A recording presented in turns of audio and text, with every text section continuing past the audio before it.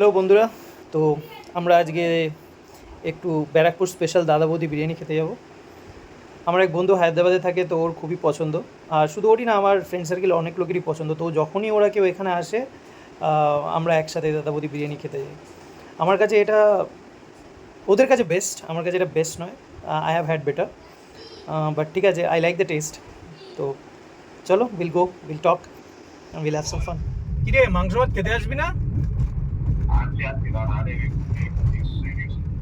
কতক্ষণ? আমি তো চলে এসেছি প্রায় দাদা বৌদি, ঢুকছি।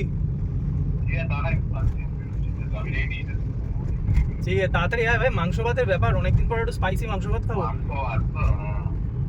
ফাস্ট। আমরা দাদা বৌদি পৌঁছে গেছি। অর্জুন এখন পার্কিং করছে। আসলে আমাদের বাড়ি থেকে খুবই কম ডিস্টেন্স। আর তোমরা দেখতেই পাচ্ছ 5তলা মল, পুরোটাই বিরিয়ানি।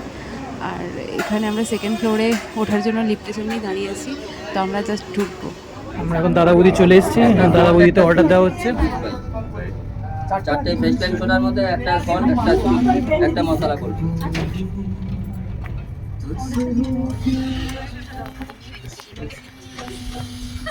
কি করছিস তুই? ব্লগ ও ব্লগ। আরে ব্লগ আমি এরকম করি। তোর ক্যামেরা, ওর ক্যামেরাও হয়, আমার ক্যামেরা। কেমন করে দাদা বৌদি কি আমি বেস্ট বলবো, এই মাংস ভাত, দিকটা আমি বেস্ট বিরিয়ানি। দাদা বৌদি কি best biryani in the world. এই যে ব্লগ করছে, সে বলে নাকি হায়দ্রাবাদ বিরিয়ানি বেটার। কোনো টেস্টে কি এনি ডে ওর অনুযায়ী, মানে টেস্ট মানে হচ্ছে এত শুকনো লঙ্কা। হায়দ্রাবাদ বিরিয়ানি। তাই জন্য ওকে আজকে দাদা বৌদিতে মাংস পিস এইটুকু দেওয়া হচ্ছে। আর তুমি স্বাদ বোঝো না, তুমি স্বাদ বোঝো না, তুমি হয়ে যাও তেলেগু, বাঙালি থেকো না।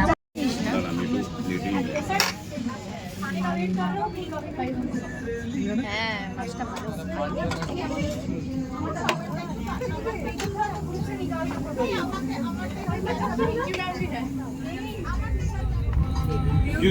তিনটে স্পেশাল আমরা 6টা প্লেটে ভাগ করেছি।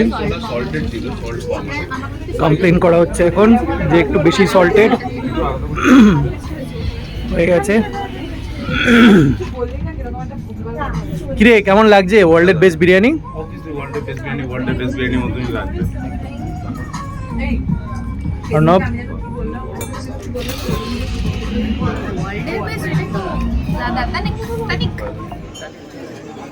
তো আমাদের খাওয়া শেষ, সুন্দর হেভি লাঞ্চ করলাম অনেকদিন পর দাদা বৌদিতে এসে। It was wonderful. Biryani, fish fry, fresh lime soda. তো এবার back to home and work. Bye by.